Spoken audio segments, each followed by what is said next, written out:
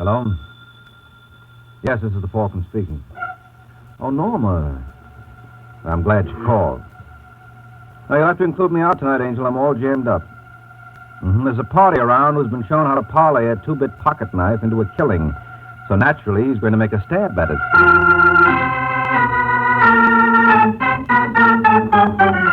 This is Ed Hurley, friends, inviting you on behalf of the Kraft Foods Company to listen to The Adventures of the Falcon, starring Les Damon. You met the Falcon first in his best-selling novels. Then you saw him in his thrilling motion picture series. Now, join him on the air when the Falcon solves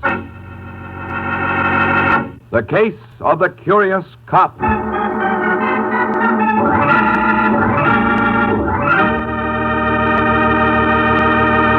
In just a moment, another thrilling adventure of the Falcon. But first, a word about an adventure you can have any day in the week, right in your own kitchen. For several weeks now, we've been telling you on this program about Kraft Salad Oil, the wonderful new salad oil created by Kraft that's lighter-bodied because it's super fine. Now, here's a suggestion. Tomorrow, go to your grocer's and get a pint or quart bottle of Kraft Salad Oil. Look up your favorite recipe for homemade salad dressing, chiffon cake, or anything else that requires liquid shortening. Then, that night, tomorrow night at dinner, surprise your family with an old favorite made this lighter-bodied, superfine salad oil way. You'll know the difference, and so will the family. Get Kraft Salad Oil.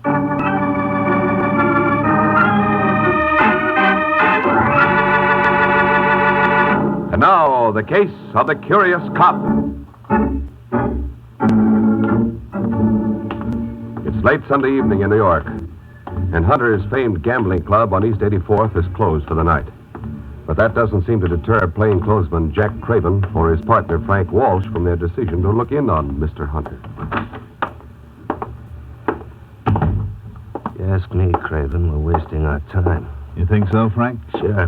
Hunter's probably gone. What about that light we saw from the outside? Must have forgotten to turn it off. No, not Mr. Hunter.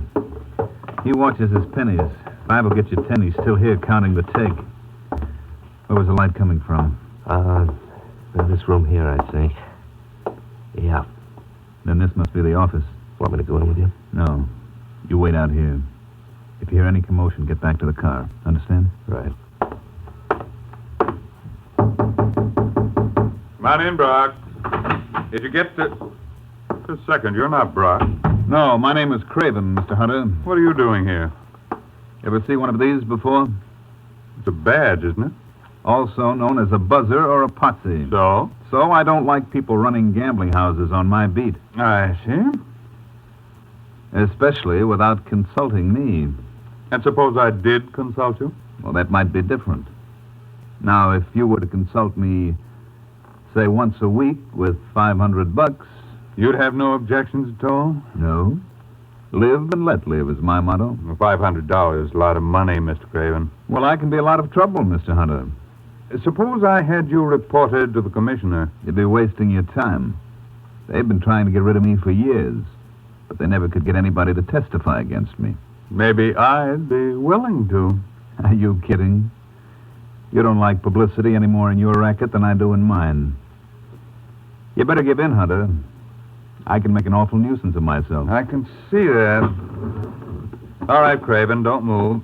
Now, what do you think you're going to do with that gun? Something the police commissioner couldn't do. I'm going to get rid of you, Craven. Now, listen, Hunter. If you don't put away that rod, I'll break you in two. Hey, where you are, Craven. I mean that. You soup.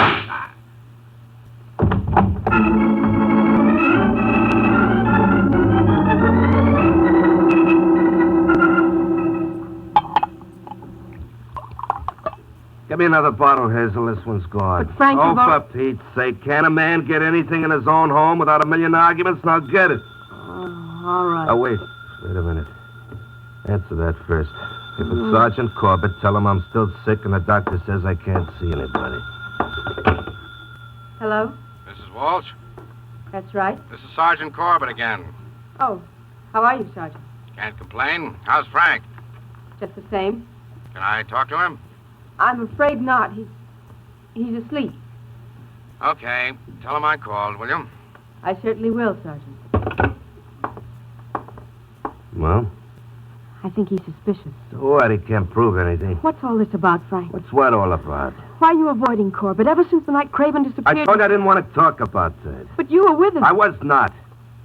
Craven got out of a car to see somebody. He left me on Lexington and 84th. I never saw him after that. Then why did they suspend you from the force? Because they're a bunch of thick-headed jerks. Frank, you're not telling the truth. What are you calling me a liar? All right, Hazel, so you want to know what happened to Craven, do you? Well, I'll tell you. He was murdered. No. Yes, now do you feel better? Who did it? I have no idea. Then how do you know he was murdered? I'm psychic. Frank, you've got to tell Sergeant Corbett. You're nuts. If you don't, they'll drop you from the force. Who cares? I do. What'll we live on? Don't you worry about that, Hazel. From now on, it's easy street. And you do know who killed Craven. Yeah, that's right. I bet this party will appreciate me keeping my mouth shut. You're not thinking of blackmail. Well, what am I thinking of, baby? Where's my coat? No, I won't let you go. Get your hands off me, Hazel. No, Frank. I said get your hands off. Stop it, Frank. You're choking me. Frank.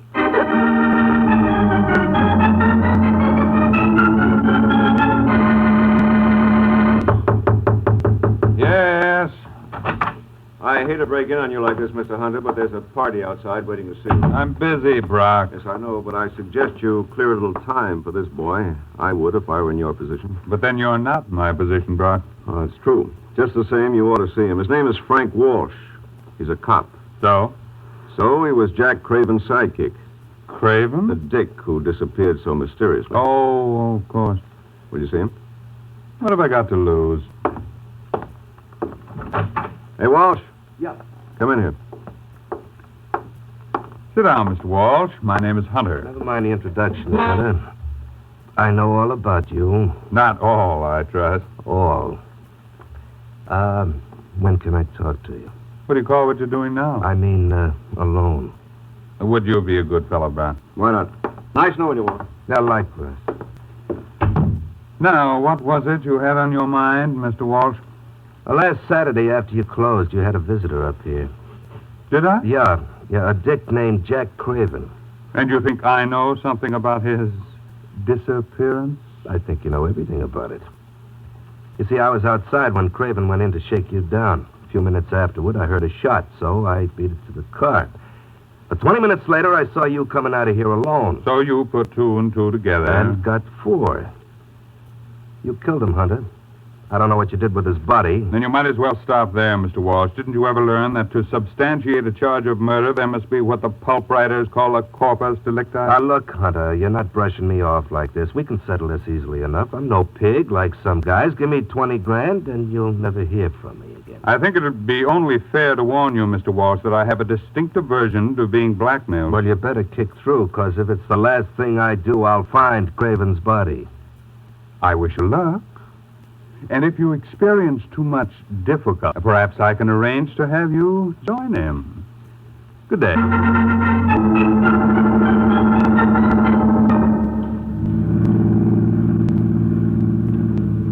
the matter, Sergeant? You look worried. I am, Mike.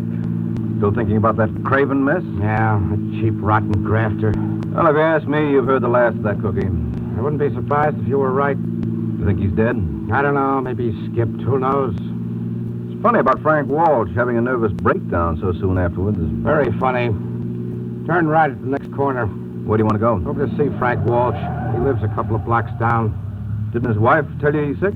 Well, doctor's orders or not, I'm going to have a talk with that guy. Hey, hold it, Mike. Stop the car. What's the matter? Thought I saw something in the gutter. Back up.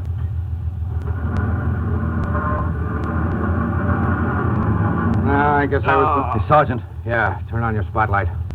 Oh, it's a drunk. Wouldn't you know it? Okay, let's get him. Can't leave him laying there. All right, mister, what do you think you're doing? Come on your feet, Buster. Give me a hand with him, Mike. Yeah, right. Let me go. Drunk, look at your hand. Holy... Yeah, he's been shot.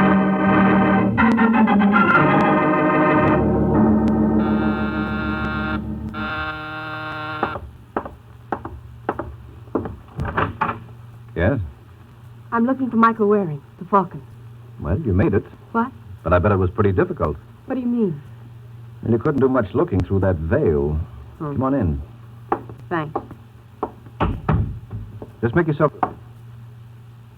What's the trouble? Well, I was going to ask you to make yourself comfortable, but somehow I've got a feeling you don't quite trust me. I don't trust you? Why else would you carry a gun in your purse? What are you talking about? Well, don't tell me it's a compact, Angel, because nothing Elizabeth Arden ever turned out was shaped like that. Is that the gun that killed Frank Walsh? Killed Walsh? Yeah, your husband. You're crazy. Aren't you Hazel Walsh? No. Well, lift your veil. Well, Who told you who I was? it doesn't take an Einstein to figure that out. The police are looking for Hazel Walsh in connection to her husband's murder. So when a heavily veiled woman carrying a heater walks in on a private detective 12 hours later, the chances are she didn't come to consult him for pleasure. I didn't kill Frank, Mr. Waring. I was with Sergeant Corbett when we found him. He named you as his killer. I didn't do it. You had a motive. If you mean his insurance policy, No, I I'm not wouldn't... talking about money. According to Corbett, Frank's favorite indoor sport was bouncing you around. That's not true. It'll be easy enough to prove. Look, Mr. Waring, I swear I didn't kill Frank. And you've got nothing to hide. Who are you calling? Sergeant Corbett. We're going over and have a talk with him. Put down that phone. Now, look, Mrs. Walsh, Put it down. if you want me to work for you... No, thanks. I've just changed my mind. Now, look, you're acting like a 6-year-old.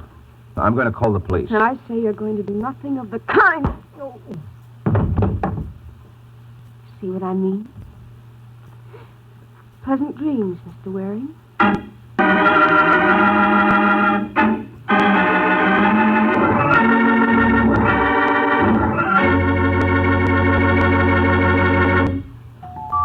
It's lighter bodied. It's superfine. It's Kraft Salad Oil, the first salad oil ever offered for your home use by the makers of all those wonderful Kraft salad dressing products. When the Kraft Foods Company puts a new product on the market, you can be sure that it's not just another product of its kind, but that there's something really new and different about it. And that's exactly what you'll discover in Kraft Salad Oil. Not just a new salad oil, but a new kind of salad oil. Kraft Salad Oil is a lighter-bodied oil, lighter-bodied to blend smoothly and perfectly with the other ingredients. And the reason Kraft Salad Oil is lighter-bodied is that it's superfined. Yes, superfined by a special process created by Kraft. Don't wait to try this wonderful new salad oil in those distinctive homemade salad dressings you make, those wonderful chiffon cakes you bake, in every recipe you have that requires liquid shortening. Remember, It's lighter bodied. It's superfine. and it's at your grocer's now. Get Kraft Salad Oil in either the pint or quart size tomorrow. Look for the bottles with the beautiful labels.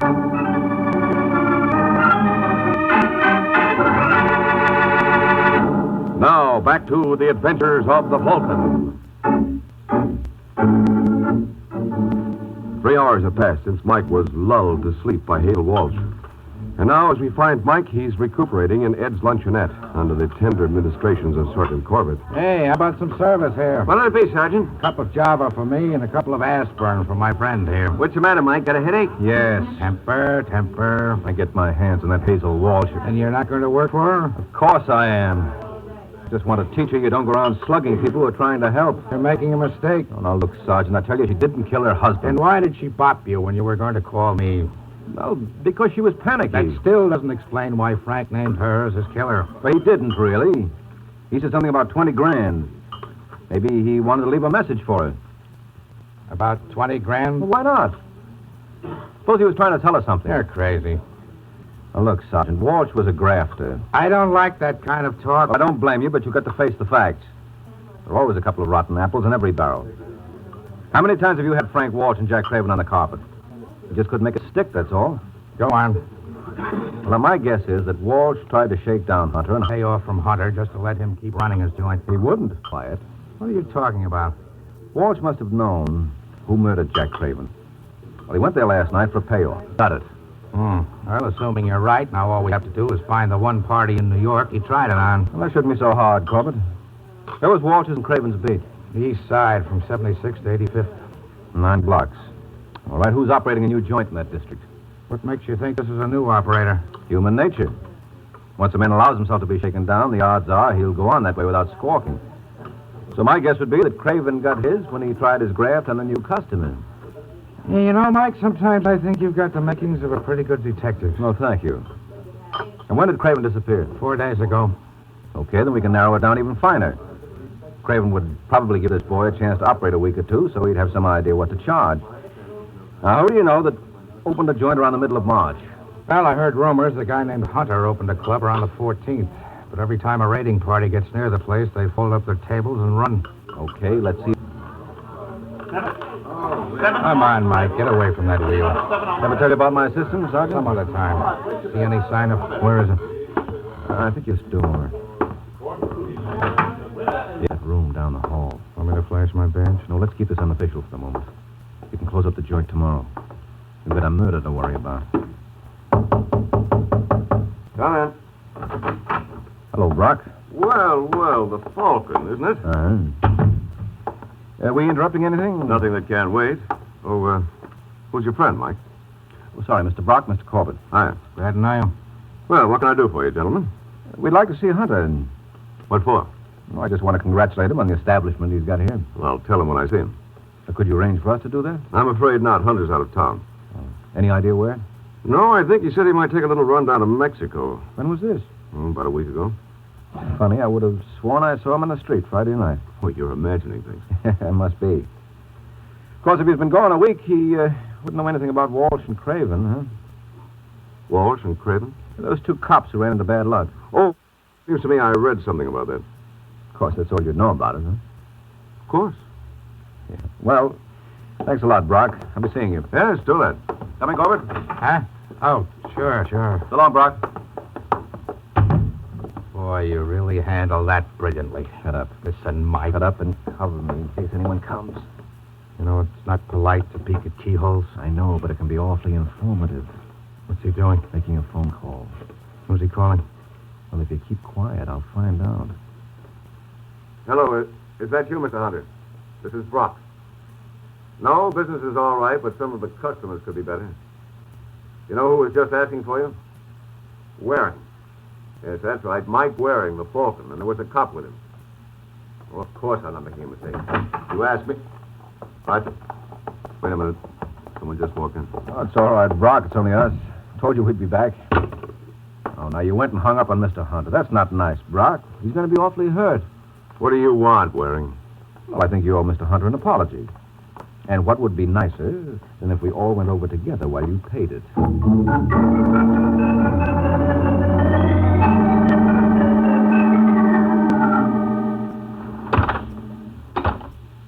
All right, Brock. What floor does Hunter live on? 4, but you won't find him there. That's right, Mike. We forgot. Hunter's down in Mexico. Okay, be smart. But I tell you, I wasn't speaking to him. Cut it out, Brock. We heard you as plain as could be. You're wrong. I was talking to a girlfriend of mine. Yes, whose name, by an odd coincidence, was Mr. Hunter.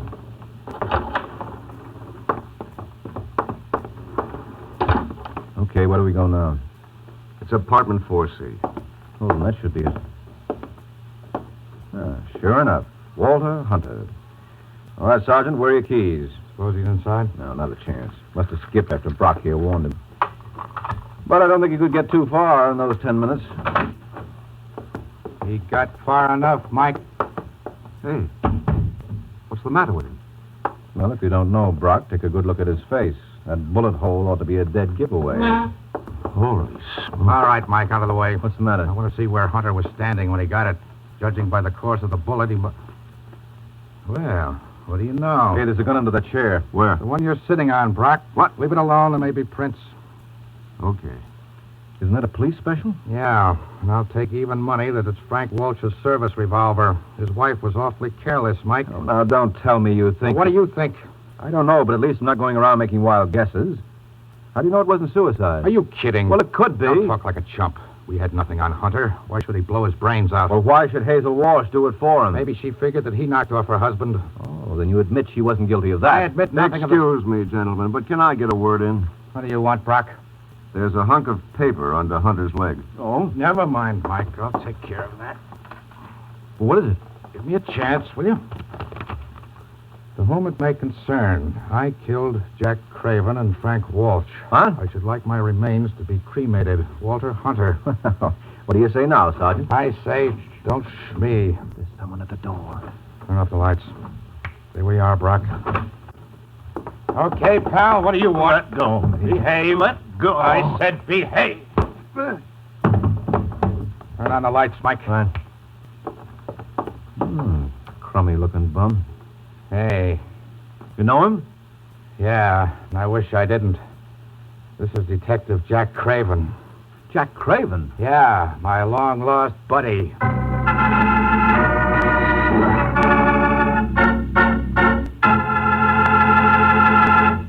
Tomorrow when you shop, don't forget about that wonderful new Kraft salad oil that's waiting for you at your grocer's right now. It's Kraft Salad Oil. The salad oil that's lighter-bodied to blend perfectly with other ingredients. Lighter-bodied because it's super-fine. Try this wonderful new aid to kitchen artistry in your homemade salad dressings, your cooking, your baking. Remember, it's lighter-bodied because it's super-fine. Get Kraft Salad Oil. Look for the bottle with the beautiful label.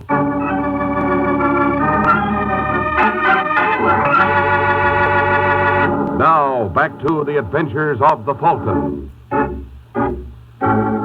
Just 5 minutes have passed since Jack Craven made his dramatic entrance, and strangely enough, Sergeant Corbett doesn't seem any too pleased by his reappearance. Come on, Craven, start spilling.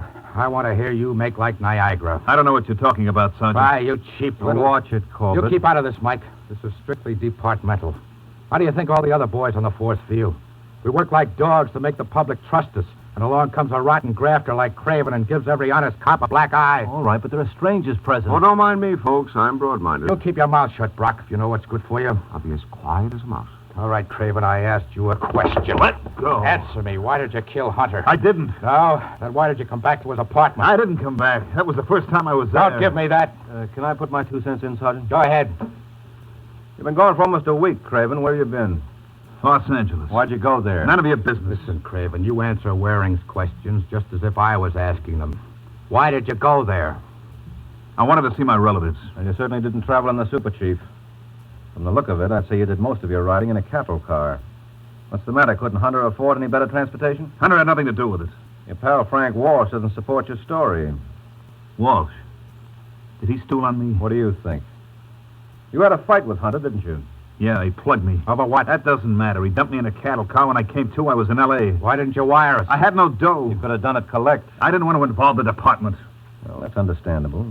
Especially if you wanted to come back to kill Hunter. I tell you, I didn't kill him. I just got into town tonight. That doesn't prove a thing. Where were you at 10:15? Why? Because according to the coroner's report I just got, that's when Hunter was killed. Now, listen, Sergeant. Don't start that suicide routine again, Mike.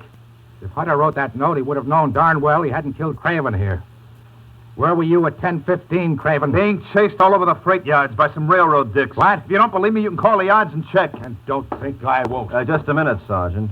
Does this mean you're riding off Hazel Walsh as a suspect? No. Well, then I'd like you to double the force looking for her. Let me understand you, Mike. You think Craven here is telling the truth? I do. Then Mrs. Walsh is our party. Oh, I didn't say that. I ask you, Brock, ain't it enough to drive a guy bats? Oh, don't ask him, Sergeant.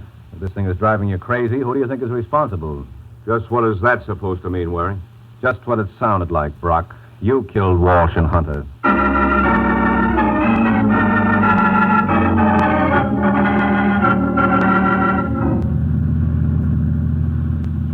I don't know how I can ever repay you, Mike. Now, forget it, Hazel. I'm only glad it ended the way it did. So it was Brock who killed my husband. Yeah, but he didn't mean to frame you. He thought it would take care of Hunter. But when Frank blurted your name to Sergeant Corbett and myself, that upset his plans. But why did Brock want to frame his boss? Well, Hunter had a very nice thing in the club. And Brock figured he was capable enough to handle it with Hunter out of the way. I still don't see why he murdered Frank. According to that note, Brock thought that Hunter had killed Craven. Yes, but that didn't do him any good because there was no trace of Craven's body. And the corpus delicti is essential in any frame. That is why it was necessary for him to supply a body that would lead directly to Hunter. But Frank never even mentioned the man's name to me. Well, Brock had no way of knowing that. Then when it looked like all his plans were going for naught, he wrote that suicide note and killed Hunter, thinking that would tie up all the loose ends. Well, where did Brock give himself away? When Sergeant Corbett and I were at the club. Before we went into the office to see Brock, I asked Corbett the time. He said it was 11:15. A few minutes after that, we eavesdropped on Brock talking to Hunter on the phone. What's wrong with that? Well, it was a conversation that never could have taken place. According to the autopsy report, Hunter was killed at 10:15, a half hour earlier. And that business on the phone It was... was staged by Brock to give himself an alibi. He felt pretty sure that Corbett and I were listening in. So, does that answer all your questions? Mm-hmm.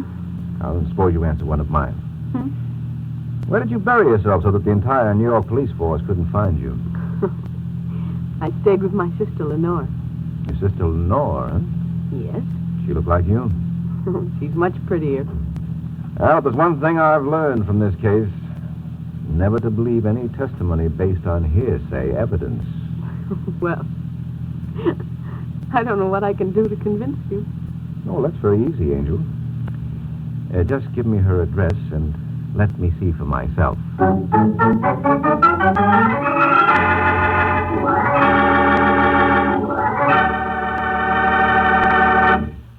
Folks, let's talk about enjoyment. That's a pleasant subject, isn't it? Specifically, I'd like to say a few words about candy enjoyment. The kind you find in Kraft Dairy Fresh caramels.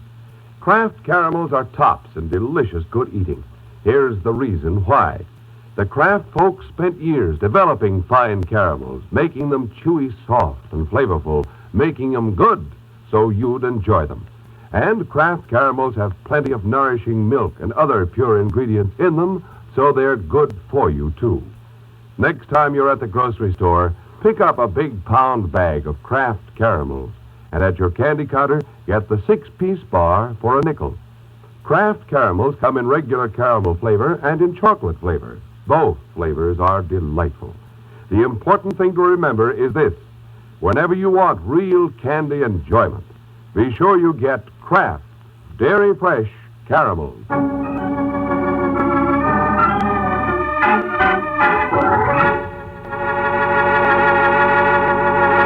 The Case of the Unwelcome Wife.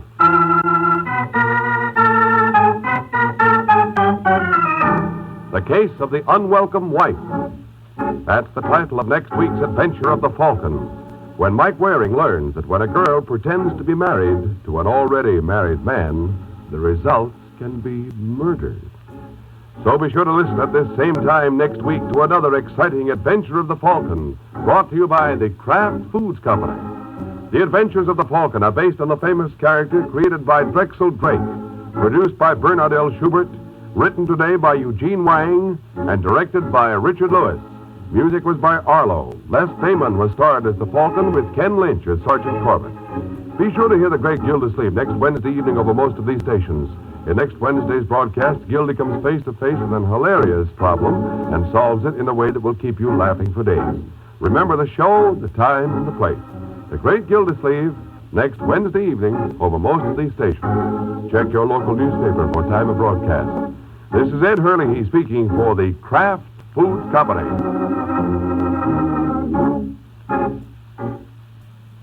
Raymond Massey and Shirley Booth star on Theater Guild tonight on NBC.